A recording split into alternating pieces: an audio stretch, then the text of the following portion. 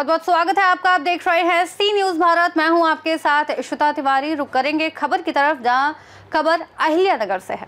जिले के वन विभाग में बड़े पैमाने पर भ्रष्टाचार की जानकारी सामने आई है। जांच में पता चला है कि डीपीडीसी सामान्य एसएमसी कार्यों की भुगतान फर्जी सोसाइटी के माध्यम से किया गया, जबकि वन रेंज अधिकारी और अन्य संबंधित अधिकारी जिम्मेदार रहने के बावजूद तकनीकी और नैतिक रूप से अनुपस्थित रहे। अहिल्यानगर जिले के क्षेत्रीय वन विभाग में 1 जनवरी 2025 से 31 अक्टूबर 2025 तक किए गए सामान्य एसएमसी कार्यों का भुगतान फर्जी सोसाइटी के नाम किया गया। अधिकारियों के अनुसार भुगतान प्रत्यक्ष रिश्तेदारों के बजाय सहकारी समिति के नाम पर किया गया। आपको बता दें कि कई वन रेंज गार्डों ने 60 वर्ष से अधिक उम्र के रिश्तेदारों के नाम पर पैसे स्वीकार किए। जांच में ये भी सामने आया कि नर्सरी में काम करने वाले तकनीकी अधिकारी या कर्मचारी नहीं थे, बल्कि स्थायी वन मजदूर से काम करवाया गया। नर्सरी में बची राशि वरिष्ठ अधिकारियों द्वारा हड़प ली जा रही थी। इसके अलावा विभागीय पैमाने और माप पुस्तिकाओं पर हस्ताक्षर करने वाले अधिकारी तकनीकी अधिकारी नहीं, बल्कि केवल 10वीं और 12वीं पास थे। इस पूरे मामले में रघुनाथ अंबेडकर ने आरोप लगाया कि महाराष्ट्र राज्य प्रशासन इस ओर ध्यान नहीं दे रहा कि अहिल्यानगर जिले में भ्रष्ट अधिकारियों के खिलाफ क्या कार्रवाई की जाए। नमस्कार, मी रावसाहेब गोरपे, अहिल्यानगर। आज रोजी आपण वन विभागामध्ये सातत्याने भ्रष्टाचाराचे राळ उठवणारे भाजपचे चिटणीस रघुनाथ आंबेडकर यांनी सातत्याने गेली 6 महिन्यापासून या कागदपत्राचा पाठपुरावा करून भ्रष्टाचार बाहेर काढला आहे, पण तरीसुद्धा अधिकारी कुठल्याही प्रकारची दाद देत नाही, कुठल्या प्रकारची माहिती देत नाही। त्यांनी खूप त्याच्याकरता परिकष्ट केले आहे। त्यांना आशीर्वाद कोणाचा आहे हा एक महत्त्वाचा अहिल्यानगर जिल्ह्यामध्ये जनतेमध्ये चर्चा चालू आहे। आज रोजी आपण त्यांची संवाद साधणार आहोत। नमस्कार, सी न्यूज भारतमध्ये तुमचं स्वागत। वन विभागामध्ये जो भ्रष्टाचार झालेला आहे तो कसा झाला, हे तुम्हाला कधी माहीत झालं आणि पुढची प्रतिक्रिया काय तुमची? जय शिवराय, जय भीम, जय संविधान, जय श्रीराम। मी रघुनाथ आंबेडकर, भारतीय जनता पार्टी अहिल्यानगर जिल्ह्यात चिटणीस म्हणून काम पाहत आहे। अहिल्यानगर वन विभाग प्रादेशिकमध्ये मी साधारण 1 वर्षापूर्वी पत्रव्यवहार केला होता। संबंधित वन परिक्षेत्रीय अधिकारी श्री अविनाश तेलोरे यांना मी काही माहिती विचारली। त्यांनी सांगितलं सदर माहिती ही वैयक्तिक आहे, ती माहिती मी देऊ शकत नाही। जर शासनाचा निधी असेल तर मग ही वैयक्तिक माहिती कशी होऊ शकते, हा एक प्रश्न आहे। अहिल्यानगर वन विभागात प्रादेशिकमध्ये 1/1/2025 ते 31/10/2025 या कालावधीत झालेले डीपीडीसी नॉर्मल एसएमसी वर्क्समध्ये कामे पूर्णतः बोगस झालेली आहेत। सदर कामे मजुरी सोसायटी यांना दिलेली आहेत। सदर अधिकाऱ्यांनी सांगितले तसेच झालेले कामाचे पेमेंट बोगस सहकारी संस्थांच्या नावावर सहकारी संस्थांना देता त्यांच्या नावावर देण्यात आलेले प्रत्यक्ष नातेवाईक एजंट यांच्या नावावर सर्व कारभार केलेला आहे।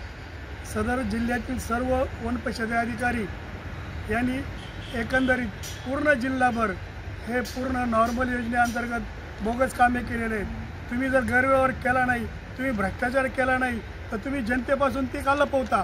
सदर निधी शासनाचा निधी हा जनतेच्या टॅक्समधून, शासनाच्या पैशामधून उभा केलेला आहे। जनता हीच मालक आहे, मग त्यांना माहिती देण्यास काय अडचण आहे? जर गैरव्यवहार केला नाही तर त्यांना काय अडचण आहे? सर्व जिल्ह्यातील सर्व बऱ्याच वन क्षेत्रपालाने 60 वर्ष वयापेक्षा जास्त नातेवाईकाला पैसे चेक दिलेले आहेत। याची सखोल चौकशी ट्रेस यंत्रणेमार्फत व्हावी अशी मी महाराष्ट्राच्या जनतेच्या, देशाच्या जनतेच्या हिताकरता बोलत आहे। कारण आमच्या महाराष्ट्रामध्ये शेतकरी आज देशोधडीला लागलेला आहे, काही आत्महत्या करत आहेत आणि हे असे भ्रष्ट अधिकारी शासनाच्या तिजोरीवर खुलेआम दरोडे घालत आहेत। हा माझा एक सामाजिक प्रश्न आहे।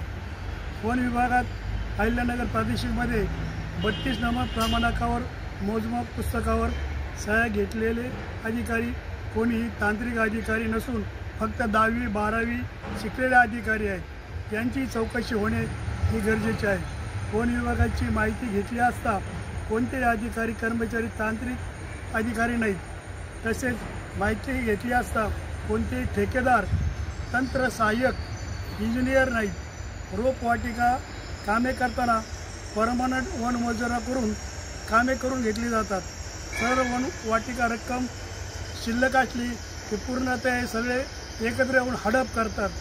सदर कामाबाबत मी मुख्य वन संरक्षक अहिल्यानगरचे धर्मवीर दगडू सालुट्टा साहेब यांनी याला पूर्णतः केराईट टोपली दाखवलेली आहे। तसेच मला असं म्हणायचं आंबेडकर साहेब का हे दगडू सालुट्टा साहेब जे आहे उपवनरक्षक म्हणून त्यांनी एक वक्तव्य केलं असं तुम्ही मागे सांगितलं होतं का बाबा मी पाकिस्तानी संबंध आहे, मी गडचिरोलीहून आलोय, तुम्हाला धमकी देतात काय ते? सदर अधिकारी यांनी मागं मी एकदा मीटिंग केली उपोषणा दिवशी, त्यांनी स्पष्ट सांगितलं मी गडचिरोली फिरून आलेलो आहे, माझे पाकिस्तानमध्ये संबंध आहेत आणि तू याच्यामध्ये लक्ष घालू नको। त्यामुळे त्यांच्यापासून सदर वन विभागाच्या लोकांपासून माझ्या जीवाला धोका निर्माण झालेला आहे, माझ्या कुटुंबाला धोका निर्माण झालेला आहे। तसेच NOC ना हरकत हे काम तिथे चालते। वर्ग 2च्या जमिनी वर्ग 1 करण्याचा तिथे कलेक्टरकडून पत्र येतं।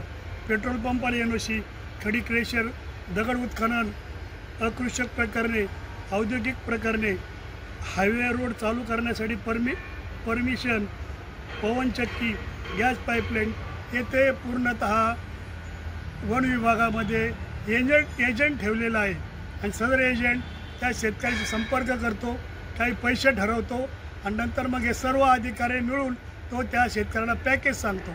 असा कोट्यावधी रुपयाचा गैरव्यवहार चालू आहे, असा माझा स्पष्ट आरोप आहे। बघा, आज रोजी आपले भाजपचे चिटणीस रघुनाथ आंबेडकर यांनी इतका मोठा आरोप केलेला आहे, एवढी कागदपत्र केले, ईडी सारख्या ठिकाणी त्यांनी तक्रार दाखल केलेली आहे।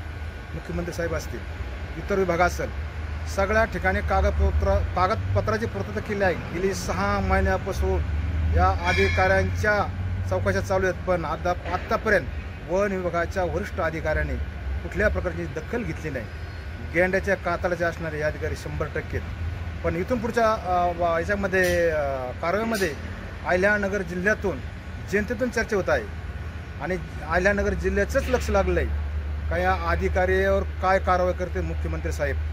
Cameraman Somnath Warpe, sir Ravso Warpe, Ahilyanagar. अहिल्यानगर से सी न्यूज़ संवाददाता राव साहेब वरपे की रिपोर्ट।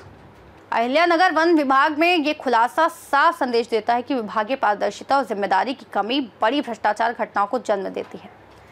आप सभी की नजरें इस बात पर हैं कि राज्य प्रशासन इस गंभीर मामले में त्वरित कार्रवाई करेगा या नहीं। इस खास रिपोर्ट में फिलहाल इतना ही। देश और दुनिया की तमाम बड़ी जानकारियों के लिए आप बने रहिए सी न्यूज़ भारत के साथ।